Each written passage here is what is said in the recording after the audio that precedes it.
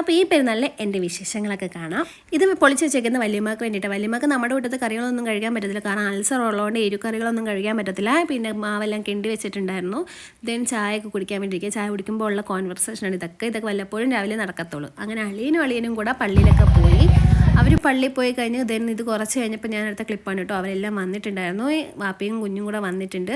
അത് കഴിഞ്ഞപ്പോൾ രണ്ടളിയന്മാരും വന്നിട്ടുണ്ടായിരുന്നു. അങ്ങനെ ഞങ്ങൾ എല്ലാവരും കൂടെ ഒരുമിച്ച് ഫുഡ് കഴിക്കാൻ വേണ്ടിയിരുന്നു. അത് കഴിഞ്ഞപ്പോഴാണ് ഇവൻ വന്നത്. ഇവൻ എൻ്റെ അനിയനാണ് കേട്ടോ, മാഹിൻ. അപ്പോൾ അവൻ ഇനി അനിയത്തി അങ്ങനെ അത് കഴിഞ്ഞപ്പോൾ അവൾ വന്നിട്ടുണ്ടായിരുന്നു. അവൾ കുറേ നാളുകൊണ്ട് പറയുകയാണ് അവൾക്ക് വീട് കാണണമെന്ന്, പുതിയ വീട്. അപ്പോൾ അത് ഇപ്പോഴാണ് സാധിച്ചത്, അവൾക്ക് പോകാൻ പറ്റിയതും.